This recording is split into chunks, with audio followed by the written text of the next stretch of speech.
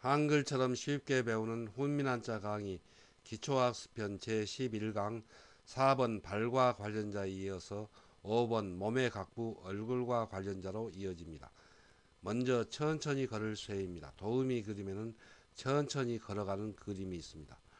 천천히 걸을 쇠의 짜임은 소전에서는 사람인을 그 밑에 다리를 끄는 것을 나타내는 한 획과 결합하기 알맞도록 납작하고 그리고 방향을 기울여서 나타내고 그리고 다리를 끈다는 뜻을 나타내는 파임획을 결합하여 천천히 걸을 쇠의 소전의 글자 모양이 되었습니다. 해서에서도 이 사람인을 그 밑에 다리를 끄는 것을 나타내는 파임획과 결합하기 알맞도록 변형하여 글자의 위에 나타내고 그리고 다리를 끄는 한 획을 두 획을 모두 꿰어서 천천히 걸을 쇠의 글자 모양이 되었습니다.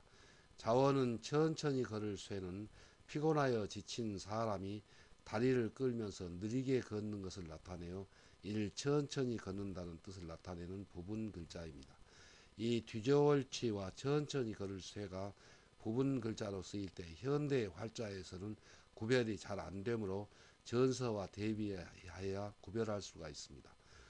훈과 음은 천천히 걸을 쇠입니다. 다음은 걸을 과입니다. 도우미 그림에는 천천히 걸을 쇠와 반대 방향으로 걸어가는 그림이 있습니다. 걸을 과의 짜임은 대전과 소전에서는 이 천천히 걸을 쇠를 좌우 반사해서 소전의 글자가 되었습니다. 또 이 해서에서는 이 좌우 반사한 천천히 걸을 쇠를 좌우 반사하면 이런 모양이 될 터인데 이 글자를 해서를 쓰기에 편하도록 그 모양을 변형하여 천천히 걸을 쇠의 해서의 글자 모양이 되었습니다. 자원은 걸을과는 천천히 걸을 쇠를 좌우 반사한 글자로 오른발을 내딛어 일 걷는다는 뜻을 나타내는 부분 글자입니다. 훈과 음은 걸을과입니다. 한자를 쓰면서 마무리하겠습니다. 먼저 천천히 걸을 쇠는 피곤하여 지친 사람이 다리를 끌면서 천천히 걷는다는 뜻을 나타내는데 이 부분이 사람인을 변형한 부분이고 그리고 여기를 꿰어서 이렇게 결합해서 천천히 걸을 쇠가 되었습니다. 그리고 뒤저울치는 이 글자와 글자 모양이 거의 비슷하지만 여기를 꿰지 않고 여기에서 결합해서 쓰면 이 글자가 뒤저울치입니다.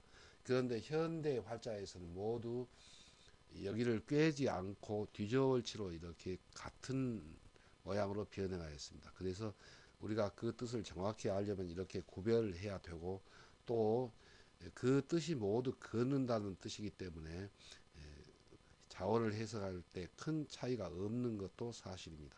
다음은 걸을과입니다. 걸을과는 천천히 걸을 쇠를 좌우 반사한 글자로 오른발을 내딛어 걷는다는 뜻인데 그 모양이 변형하여 이와 같은 모양이 되어서 걸을 과입니다.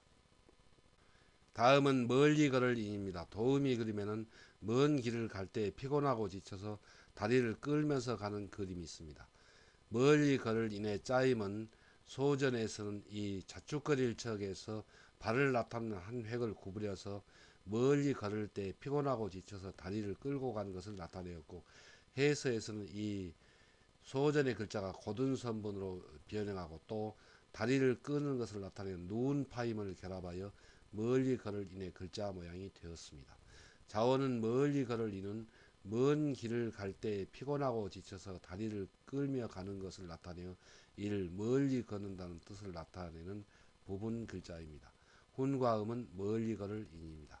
다음은 무릎마디절입니다. 도우미 그림에는 무릎 뼈 마디의 그림이 있습니다.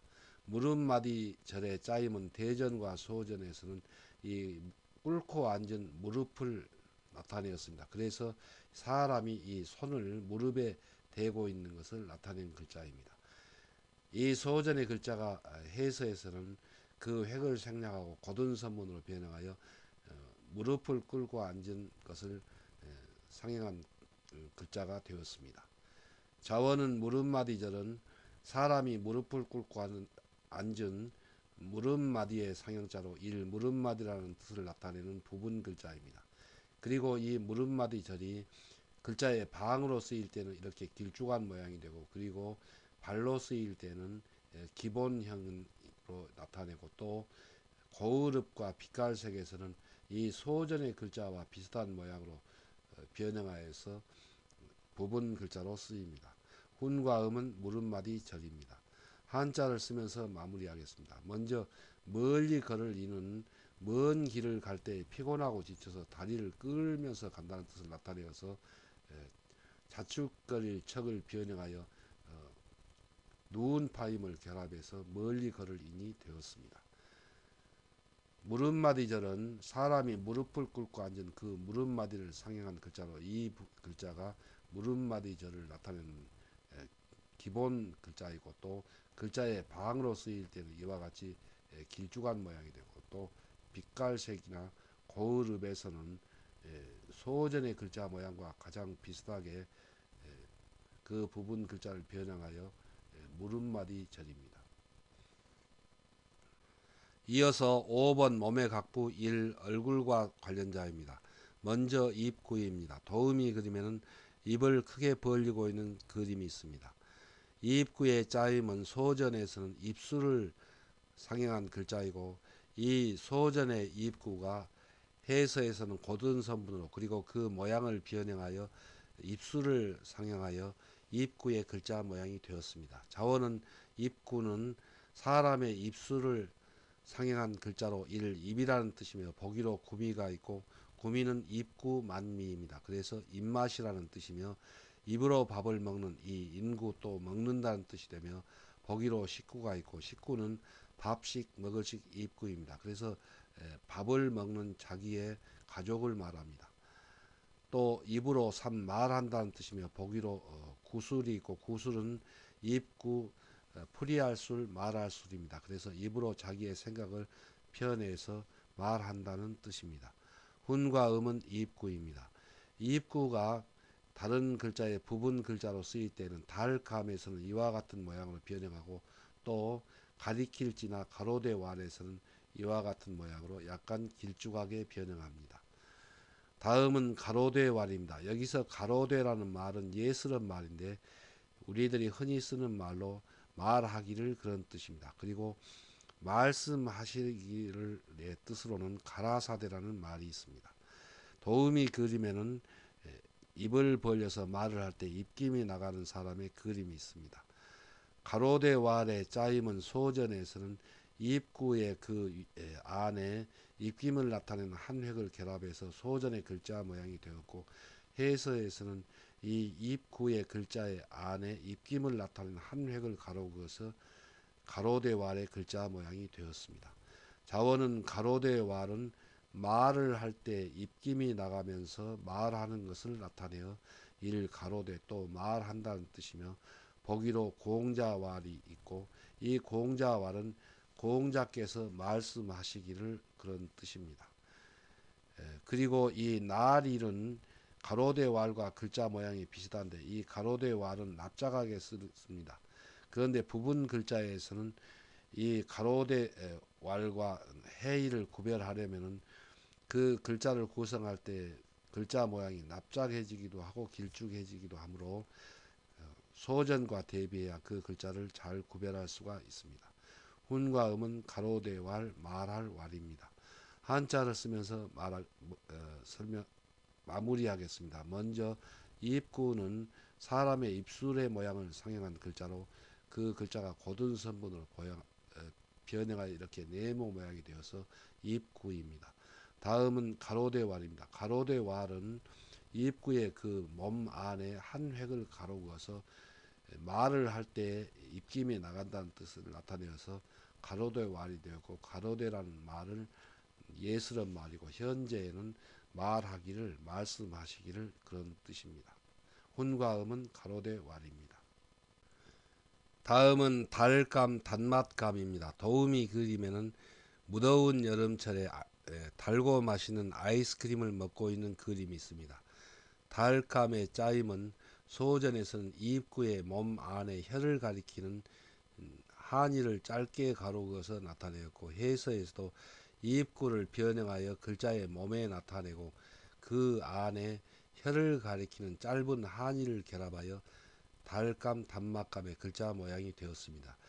이 달감 단맛감에서 입구의 모양을 변형한 까닭은 조금 전에 공부한 가로대 왈과 그 글자 모양을 구별하기 위하여 입구 모양을 변형하였다고 봅니다.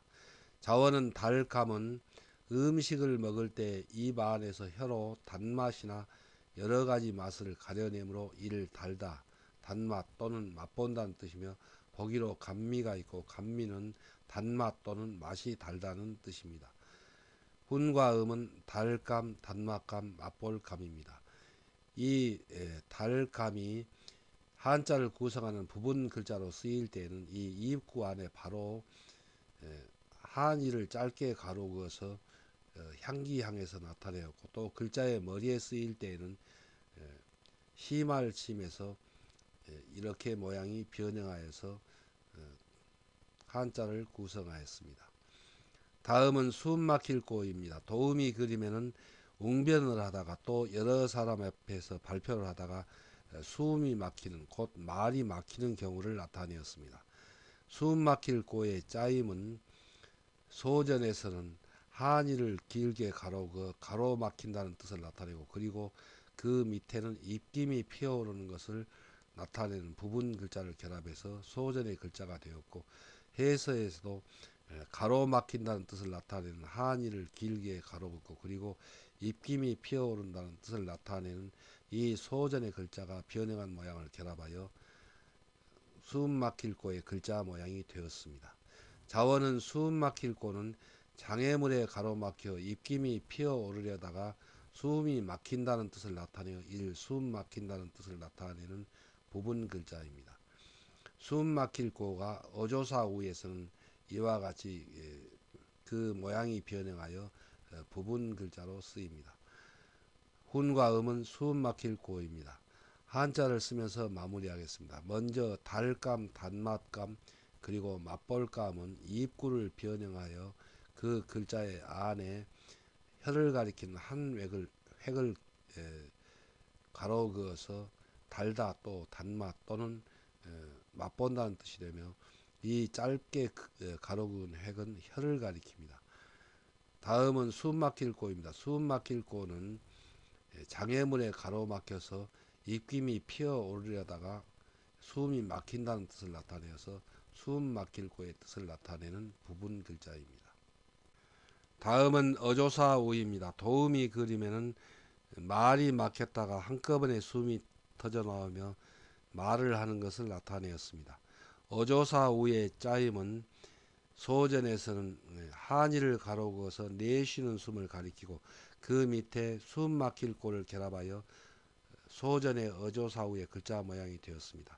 해서에서는 내쉬는 숨을 가리키는 한이를 글자 위에 가로 긋고, 그 밑에 숨 막힐 고가 고든 선문으로 변형한 모양을 결합하여 어조사우의 해서의 글자 모양이 되었습니다.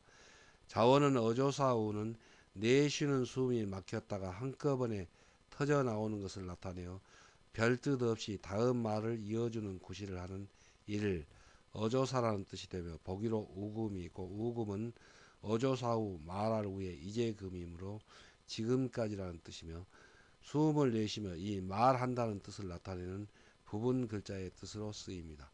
훈과 음은 어조사우입니다.